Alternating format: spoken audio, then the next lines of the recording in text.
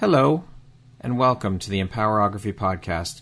This is a platform created for women's voices to be heard and a place to share their stories, journeys, and successes with the world for the purpose of helping other women who might be on similar journeys. We are empowering women one episode at a time. I'm your host, Brad Walsh, so kick back, grab one of your favorite beverages, and enjoy the stories.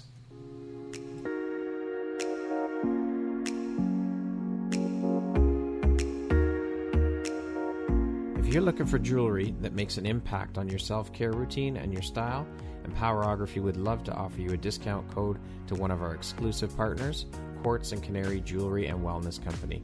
Please use code EMPOWER15 to receive 15% off upon checkout at www.quartzandcanary.com. Quartz and Canary is truly the place where spirituality meets style. Hello there, Brad Walsh here, your host of the Empowerography Podcast. Today, my guest is Monica Hickey. She is the founder of Sacred Wild Alchemy and a women's empowerment and embodiment coach. How are you doing today, Monica? I'm doing great, Brad. Thanks for asking.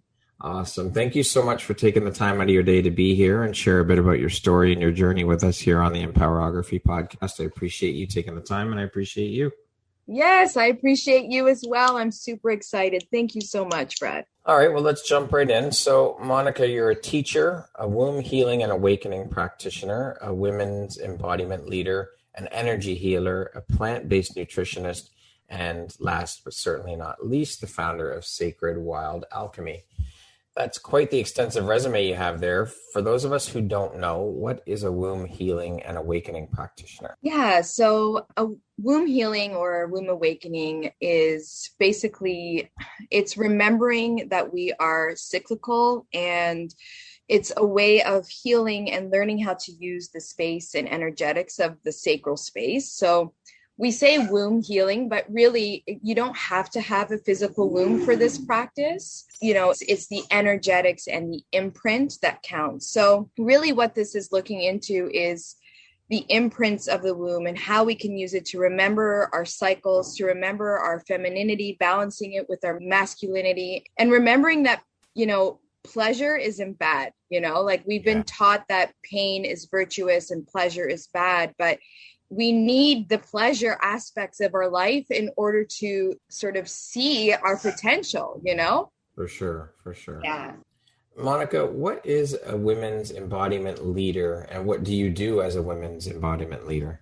Yeah, so as an embodiment leader, I guide women to reestablish or establish a connection with the wisdom of their body, to drop out of their head, to start connecting with their body and remembering, or like I like to say, remembering themselves as a whole, not to be afraid to be expressive and to invite awareness into the feminine aspects of their body, while embracing the shadow aspects of themselves. So, you know, we have a lot of repressed and suppressed emotions that we feel into, you know, like shame, or, you know, we're afraid of judgment. And it's about using these aspects to actually make ourselves feel more whole as opposed to fragmented. So it brings on true transformation. It's like an activation for empowerment and self-love. Okay. Well, that first part that you mentioned there, getting out of our own heads, that's probably one of the hardest parts of it all right there, is getting out of our own heads and getting out of our own way. That's not an easy thing to do.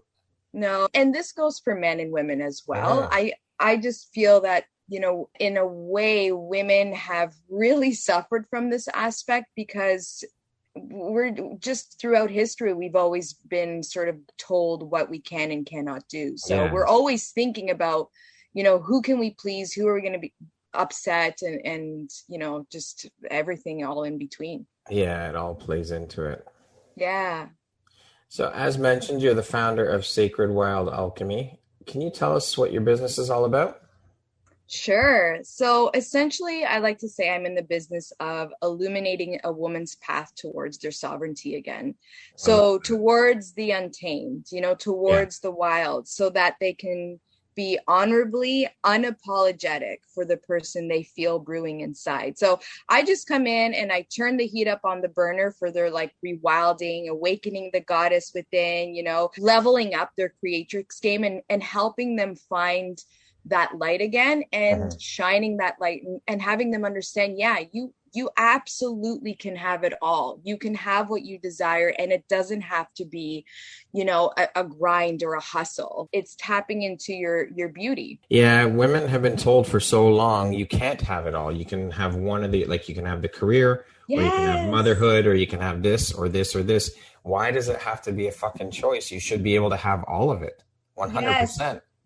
And at the same time, too, there is a shadow side to that, too, because women who want to embrace all of that have trouble balancing it all out and juggling it. And then they get burnout, and then they fall into the hustle and grind, boss, wake up and grind mindset. And I don't think life should be a necessary constant grind. It should be a flow, right? Yeah, for sure. Yeah. Yeah, I find that hustle is such a buzzword, and you're only cool if you're hustling, and you're, like, I don't agree with that bullshit. Yes, you got to work hard and you got to put in the work for sure, but you don't always have to be hustling. I can remember seeing a meme, and the first word was hustle, and it was crossed out, and underneath it said align. Yes. Oh, I love that. Absolutely. Absolutely. Yeah. For sure. Oh my gosh, but that's great. We've been programmed to, you got to be hustling. You got to be hustling. If you're not busy, then what are you doing, kind of thing, right? You always got to be hustling and always got to be busy. Always producing, be productive, it's, and honestly, it's really what we're taught in the system, from day one, when we go to school, or even when we're young as kids. It's like, there's a sense about, having responsibility, but there's also the praise aspect of doing well and being always, top of the game. And it's like, you know what, man, like, I'm too tired for this. Yeah. Well, you do have to put in the work. You got to work hard for sure.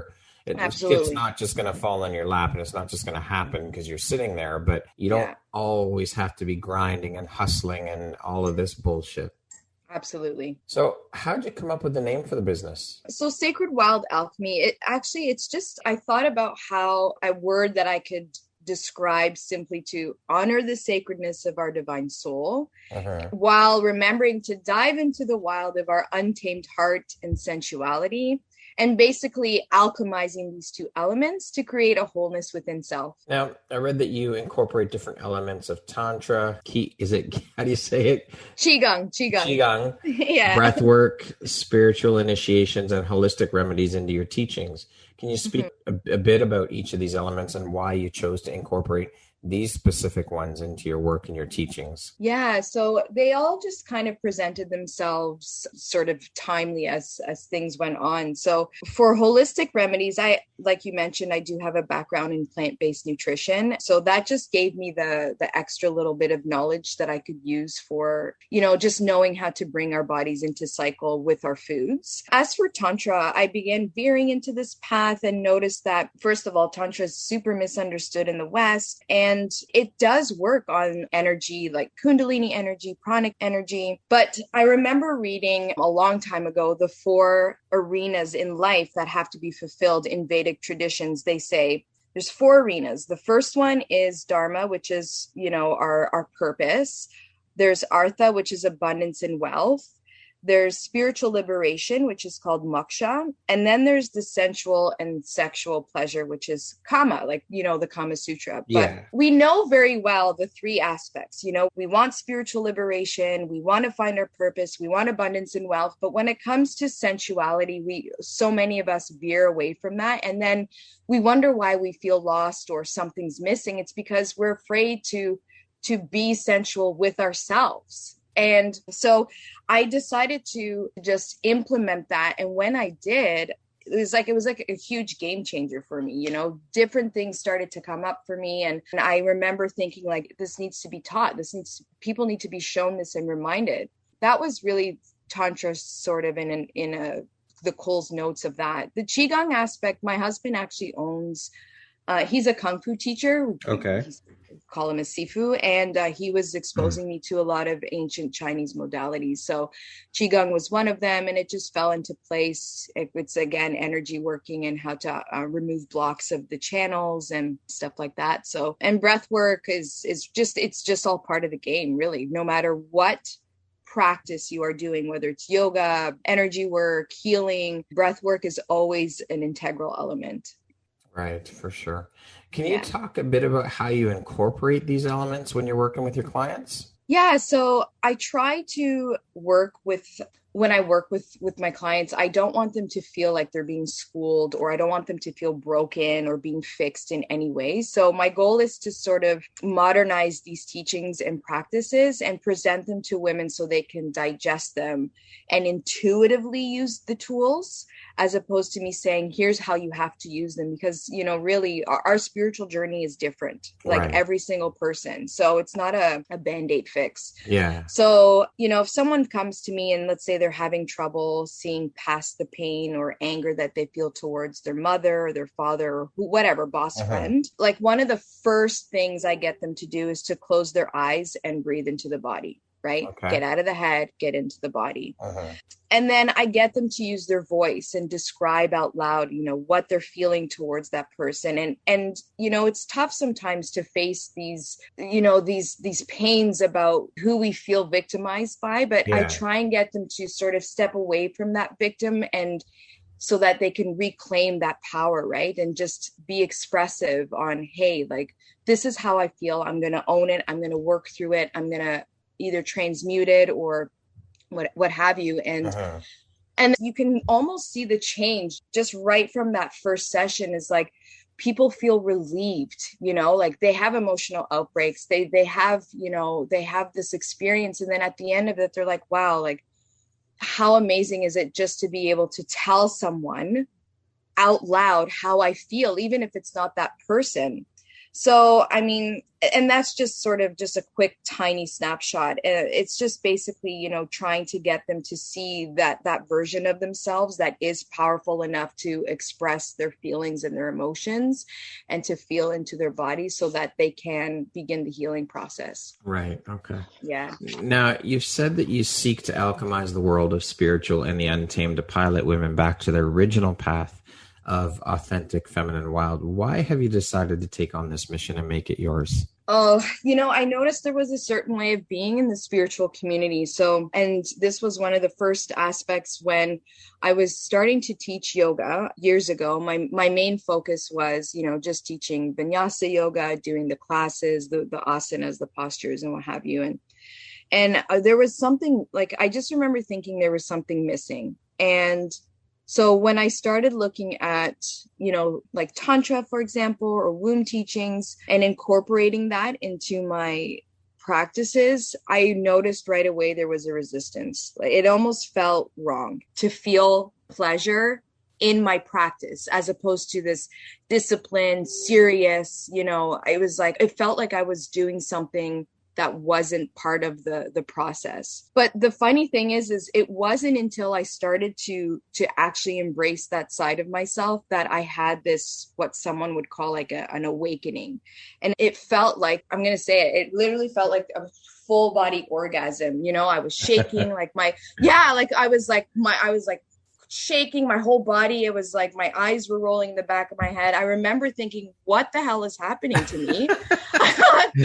Do I need to call 911? Yeah. What is this? What's going on? I know. And I'm like, Jesus. And then I saw like this beautiful vision of myself sort of like exploding out of lava. And I was like, it was a trip, dude. Like it was, I'm sure. Like, you would think I was on something, but I wasn't. So yeah, I guess from there, I'm like, damn, like there's a lot of us out there who don't even know what this is. Like they're afraid to, a lot of people, if I say, oh, I teach yoga, they're like, oh, they kind of laugh and chuckle because they don't take it serious. And I'm sitting here thinking like, it's so much more than that. Yeah. I had the best orgasm on the planet. You know what I mean? So, yeah, I guess that's what it's about. Like, finding that path again to that authentic feminine wild through feeling into our space, into our body, into our heart, and not feeling like we always have to be the good girl. And yeah, that's. Well, see, that all comes from early on programming when we're kids and when we're young. And like you said, pleasure is viewed as bad and you're not supposed to experience it and so on. And especially when you come from a religious background, it's 1,000 times worse, right? And it's funny that you mentioned that, because that's exactly where I came from was, yeah, like I was grown up in a strict Catholic upbringing, and I went to Catholic school, and, just being the new girl, we had relocated, and I had to go to a new school in the middle of high school. And I was automatically labeled a slut just for being the new girl. And, my parents, God bless them, but they didn't really know they didn't really care. Like, they're like, well, what were you doing? Like, they were making me feel like I was doing something wrong. Right.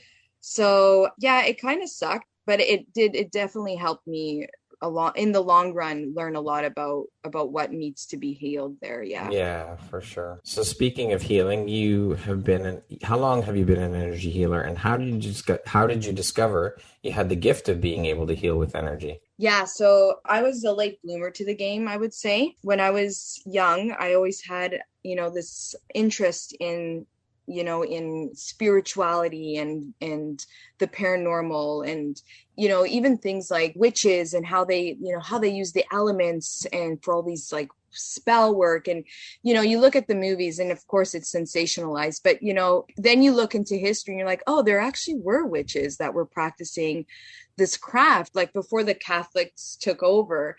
These pagan traditions weren't vilified. They were very much about respecting and honoring Mother Nature and Mother Gaia. And it's funny, actually, because a lot of the Catholic traditions you see now were actually taken and stolen from pagan traditions.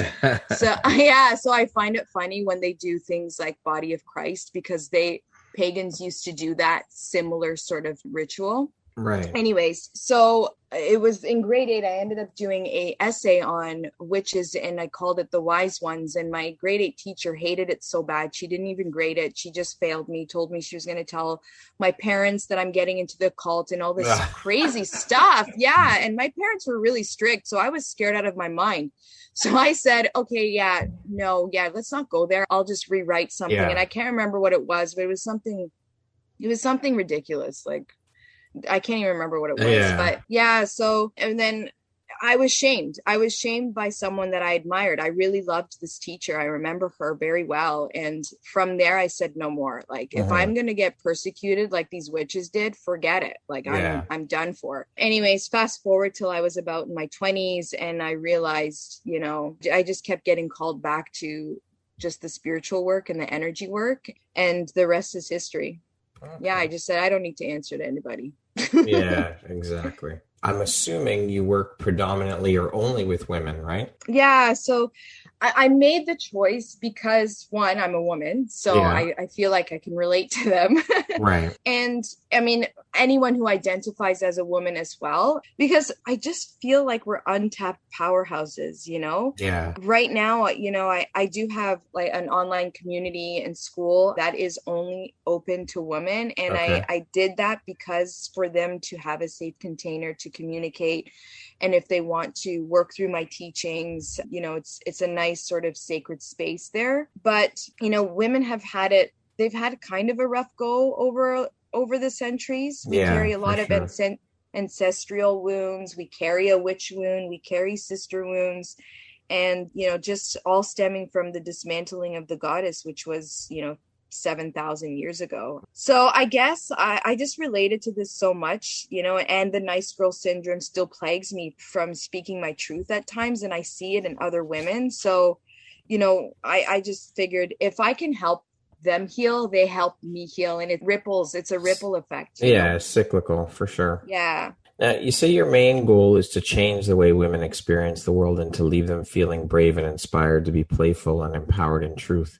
Why have you decided to make this your main goal, and why is this so personally important to you? Well, first of all, who doesn't want to be playful? I mean, yeah, very true. Like, being playful brings a smile to anybody's face. I think because I didn't really have that luxury being raised in a restricted home and in institutionalized religion. P.S. Like, I don't have anything against religion. Just my personal experience with institutionalized religion is obviously different than someone else's. For sure. As is everybody's. Yeah. And I just felt, if I ever spoke up or spoke out, I was immediately reprimanded. So I was held under the thumb of my parents' traditions and expectations for so long. I saw my older sister experiencing that as well, far worse than I did. And I wanted to shed some of the layers because I started to notice that when I did start taking this power back, I found someone that I didn't recognize but was still familiar. And when I became to succumb to her, and this happens too, like when we start to realize this part of ourselves, we start to see magical things happen. It's like, you don't need to do a spell or a ritual or anything like that. Like, we create our own magic when we begin to surrender to ourselves as a whole and as a beautiful divine being. So you just need to say yes. We need to say yes. Women need to unzip their cloak of shame, their need for perfection. They have to feel like they're safe to step into the world and just explore the depths of their transformation. Sure. I mean, there is no such thing as perfection. That's just an illusion. Yeah. We're always achieving for more too, which, I mean, it's great for ambition, but It does cause burnout for sure. Yeah, I was going to say, you got to have goals and set goals, and sure, you strive to achieve them and attain them. But again, that goes back to the whole hustle thing. And you don't always have to be hustling. Yeah. Now, you've gone through your own personal struggles and experiences, which you've touched on, being brought up Catholic and whatnot. I'm sure that's part of it. And you've said that you came out of the rubble like the phoenix. Can you talk to us a bit more about those personal struggles and experiences? Do I have to? No, I'm just kidding. Absolutely. Yeah. No, you don't have to. No, of course not. No, it's my pleasure. So as a teenager, one of the biggest things traumatically I remember was being attacked at work and having this guy I worked with. We were alone, and he attacked me in the back of the room, I worked at a fast food chain, and there was in the back part. He pinned me up against the wall and he had pressed himself against me. And I remember thinking at that moment, what did I do to deserve this? Yeah. What? Like, and when I think about that now, I'm like, I can't even believe that. And so then he tried to put pills in my mouth. I have no idea what they were. Shit.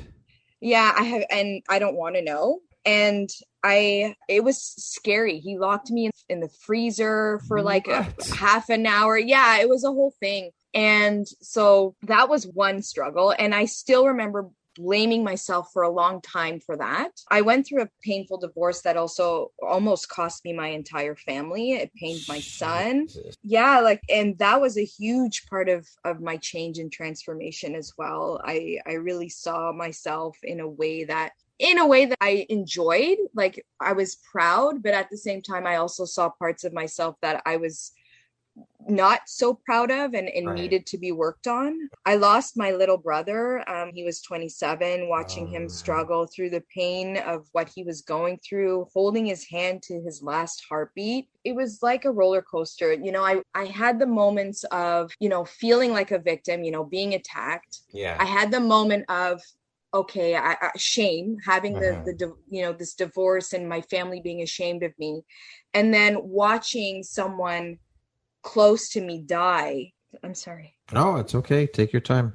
It was just to see the helplessness and not being able to save him and feeling like, what are we here for? Like, what am I doing with my life? Here he is. He's so young. I still feel like a part of me wanted to I felt like I could save him. I know he wasn't robbed of his life, although I went through that mentality for a long time.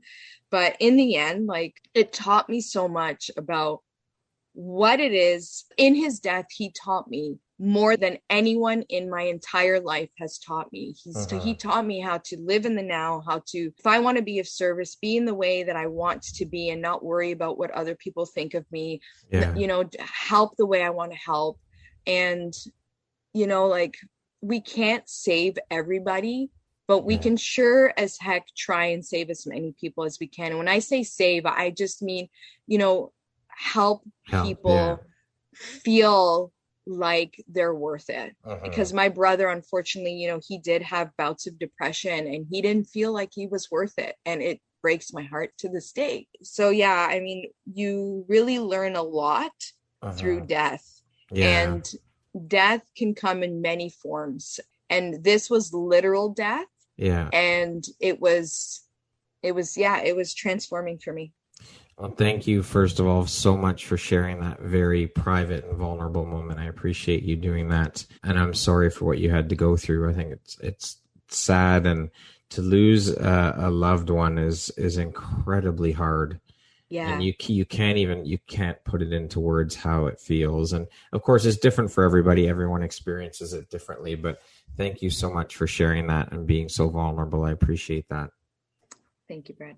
So was there a light bulb moment or a breaking point for you around these struggles? And if so, what was the breaking point or light bulb moment for you? Yeah. So like I mentioned, seeing my brother suffering and never embracing his full worth, feeling like he felt like he fell into a trap, which is like many of us do. He compromised his boundaries to please everyone else except himself. He found it difficult to look within and express his emotions freely. And I know that has a lot to do with also, the way we were raised and stuff. Right. But again, like, God loved my parents. I know they did the best they could.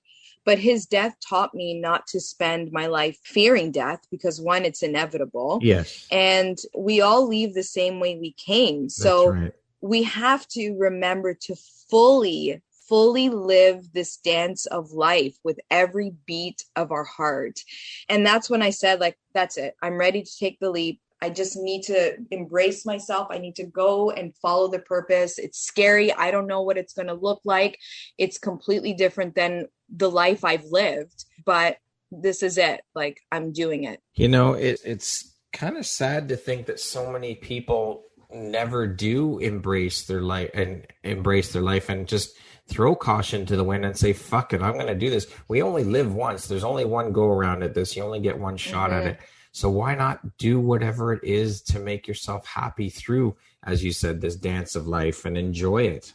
It really saddens my heart that so many people never do take the chance and try and do what sets their soul on fire, or try and figure out what sets their soul on fire. Or there are the people who wait so long that it's just like, I don't know. It's just really sad.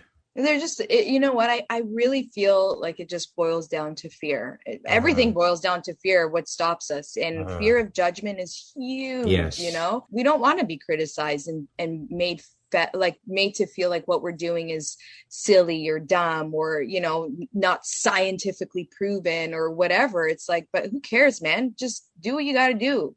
Yeah. Yeah. But I also find too that death actually lights a fire under people, because, they realize, oh, wait a minute, maybe I should have got together with this person, or maybe I should have reached out to so-and-so, or maybe I should have mended fences with my brother or my sister or my mom or my dad, whatever the case may be. But it takes a death to bring people together, or even weddings. Like, you don't see family forever, and then there's a wedding and everyone gets together and you all talk about, let's get together. And after that, it just all falls by the wayside again until something else happens, where there's a funeral or whatever. And it's just very sad that these types of things have to incite or light a fire under people to get people moving and motivated. Yeah.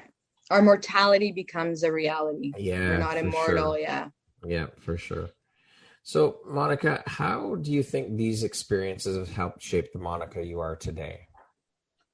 Yeah, so that the me today is a complete 180 from even just 15 years ago. From the career path that I was in to today, I definitely feel more empowered and brave. I understand that, not everyone will like me, and that's okay. When I was a realtor actually for many years, it was very toxic for me. It put me into a superficial experience. It took me away from, my son a lot of the times, just not even with the schedule, but just always feel like I have to keep up with the Joneses, because in that world, it's very much about the glitz and the glam, and I just couldn't keep up with it. People were placing value on what designer bag I had and what car I was driving, and although I can still appreciate that to this day, there is nothing wrong with that. Yeah. But I definitely went through a period where I associated my value and my worth with these materialistic things and how successful I was as a human. Yeah. So now what I know or feel to be true comes from my heart, and what excites me from that place and what excites me from that womb space, that's where I follow. Not everyone's going to understand that. Not everyone is necessarily maybe that's not their cup of tea, and that's okay. Right. Well, yeah. just like real estate and placing value like that on yourself is not your cup of tea. Right. Exactly. Yeah, exactly. I knew there was something not quite right when I had all the wonderful things and I still wasn't happy. And my son was growing up and I was missing, a few things in his early life that I always felt crappy about. And I just said, forget it. One of the hardest things was actually to actually quit altogether. Like I didn't even renew my real estate license or anything. And I remember, saying, that's it, I'm done, cutting ties with the brokerage I was with. And it was bittersweet. Like, I'm like, wow, I'm no longer Monica the realtor. Yeah. There goes that identity I've held on for so long. Yeah. But at the same time, it was such a weight lift. Holy moly. Yeah. Well, it just goes to show you that money isn't the be all and end all. I mean, you can have all the money and riches and things and materialistic things and success and all of that, whatever people deem as success, and still be fucking miserable. So why not pursue something again that sets your soul on fire, that makes you happy? If you're doing what makes you happy and what you love, the money will come eventually. Yeah, I 100% agree with that. If you're in alignment with what it is your heart desires, and you do still have to, like you said, we still have to put in the work. Of course. But if we keep our focus, like energy flows where attention goes. So if you're not paying attention to that, money is an exchange, it's an energy. So that we just have to start treating it like that instead of an actual thing. Yeah. Yeah, that's right, for sure. So speaking of success and whatnot, what do you think your skill set or superpower is that's helped you become successful as Monica, the new Monica? Ooh, I definitely think my resourcefulness and having the ability to adapt to situations and to people. So I like to make sure that people feel comfortable around me. I'm a good listener. I am often the one asking questions. So this is a different experience for me, having someone ask me the questions, but I'm welcoming it and I'm adapting to it. So yeah, I think definitely adaptability and resourcefulness. Again, speaking of success, how do you define that word now as the new Monica? What does the word success mean to you? Success exists where the love is. Love is the only currency that can pay us with unconditional joy, bliss, and liberation. Success is basically clocking into that meter of our soul and having an unwavering reaction to do what is aligned with our highest good. I love it. Yeah. Are there any specific tools or books that really have helped you on your journey? Yeah. So I remember reading Daring Greatly by Brene Brown. That was one of the first books I read into all of this. And The Power of Shakti by Padma Ayon. I think it's Padma Ayon Prakasha.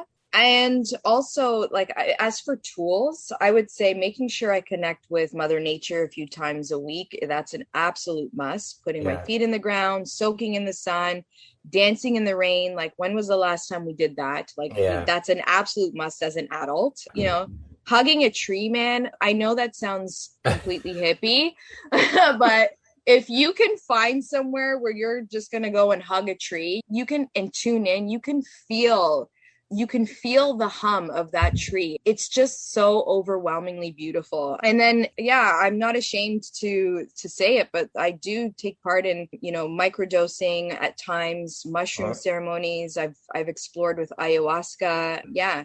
Whatever calls to me, dude, I go.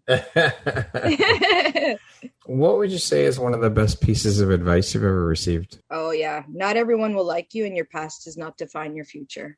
Love it. What makes you feel inspired or like your best self? Obviously, my son, and I'm not just saying that. Like, he does inspire me. He's so talented and free-spirited, and everything about him. I hope he never loses that light. He inspires me to lead by example.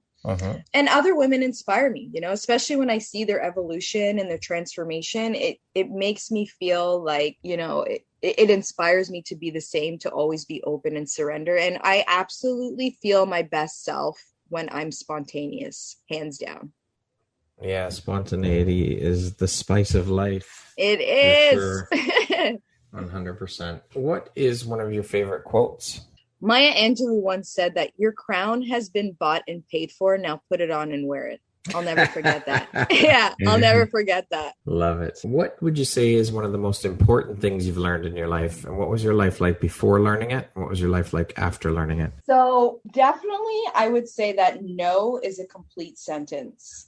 End of story. I don't know how many times I have felt the need to explain myself after someone asks me to do something or be somewhere. It does not feel good to me to do it, or maybe I'm just exhausted and I have to say no because X, Y, and Z. And even in my practices or when I'm working with clients, if we talk about something, they're like, well, no, but I'm like, no, the answer is no.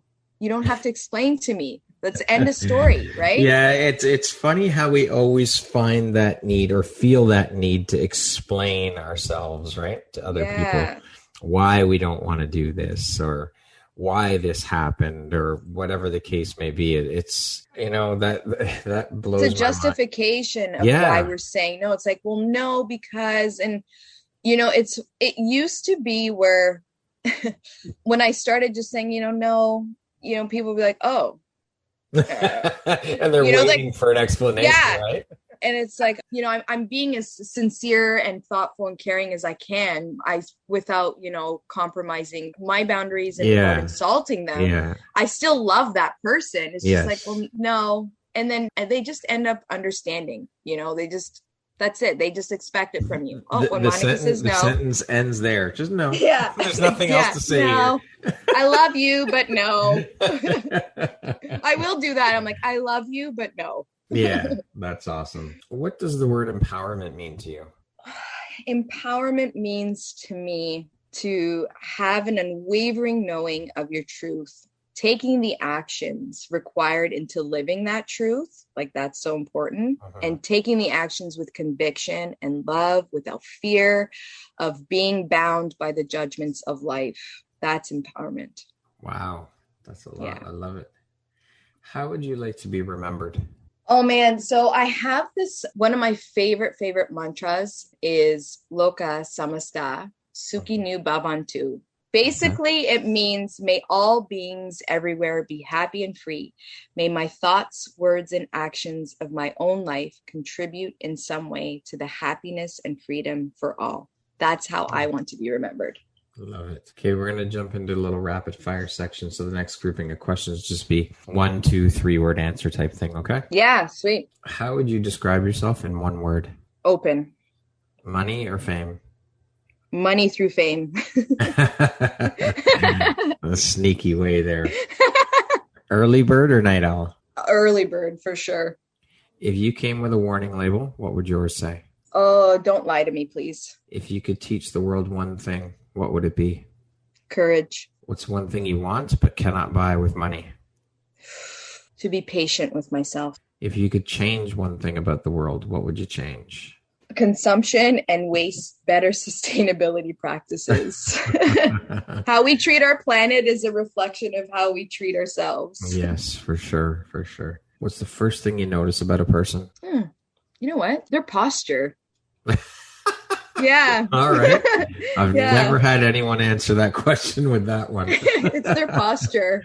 Okay. What's the first thing you think when I say the word future? There's only the now, dude. The last book or podcast I listened to or read was? Witch. It's a book called Witch by Lisa Lister.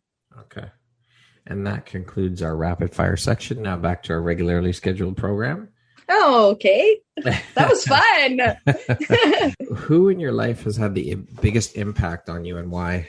Yeah, my son. He rocked my world, man. He's, when you have a kid, you really learn quick that life doesn't revolve around you. Yeah. He rocked my world. You have no choice when you have a kid. Yeah, it was the best truth bomb ever. It's not always about me. Yeah. Yeah. Yeah, your whole life changes. You live for your kids.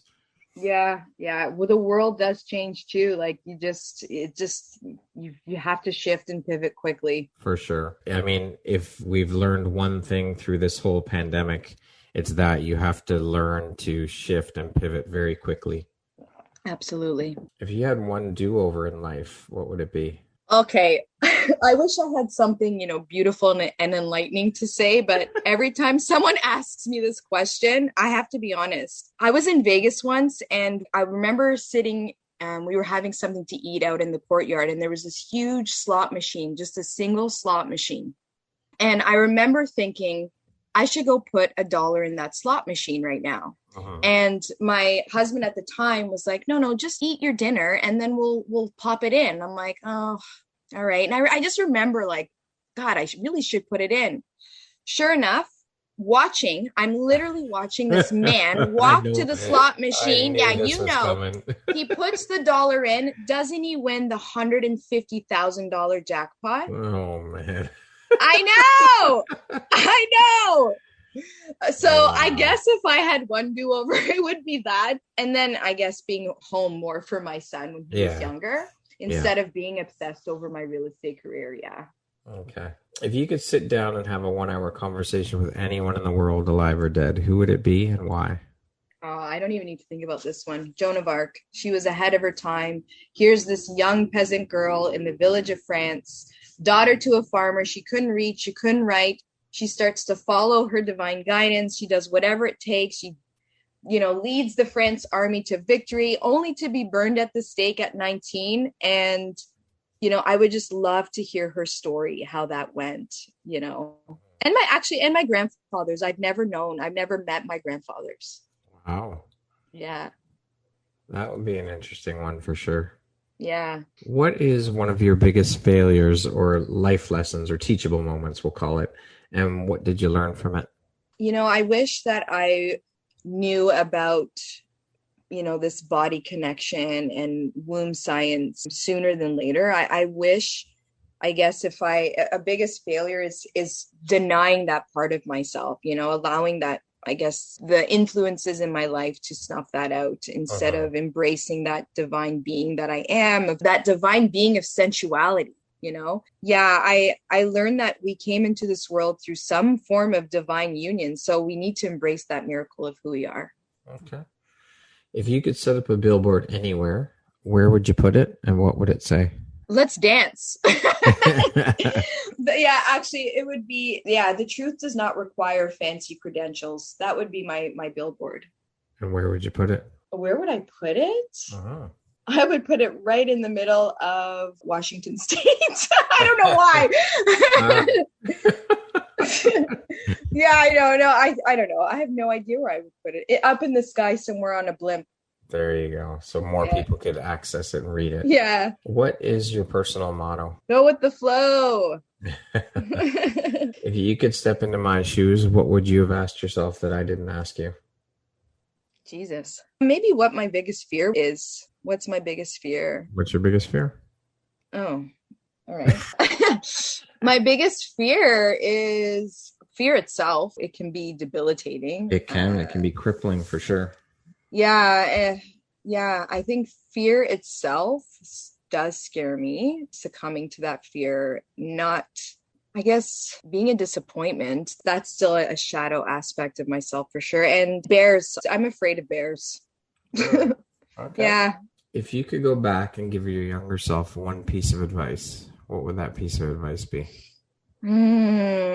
This would probably be a mishmash. I think I would say you're cooler than you think. You're meant to help others, but don't sacrifice your own healing. Whatever or whoever comes to you will only stay if and when you're ready to let it go. Also, being weird is fine. Weird is cool. It means you're following your destiny. You're not following the crowd. Stay close to your brother. Listen to your son. Don't forget no is a complete sentence, and live with kindness and integrity. Be wild and whimsical. Yeah. Beautiful. Thank you. Lastly, if you were to deliver your last 30-second speech to the world, what would that last 30 seconds sound like? You are a breathing miracle in a bag of flesh. The odds that you defeated to make it here proves that you have a place and purpose. You are not a coincidence or an accident. No matter what you may think, you are divine essence condensed into matter. Wherever you go, whatever you do, remember the miracle you are. See yourself through the eyes of love, and your reality will shape to your identity. Have some fun. Don't sweat the small stuff. It's okay to make mistakes. Be kind to Mother Earth, and remember to always be the first person to put that damn dollar in that slot machine. Awesome. Very well said. Very poetic. I love it.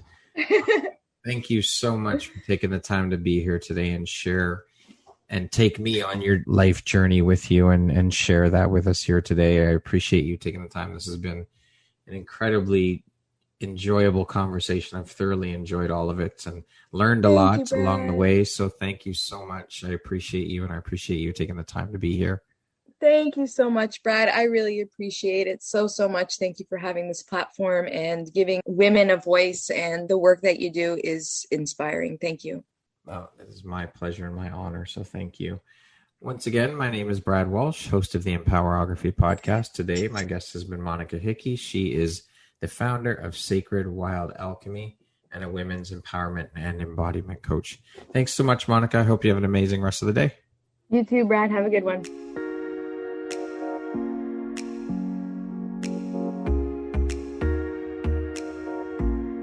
Thank you very much for listening to this podcast. If you haven't yet, please be sure to subscribe, rate, review, and share with all your friends.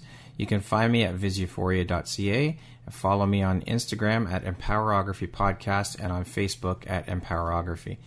Please join me next time for another inspirational story from yet another amazing woman.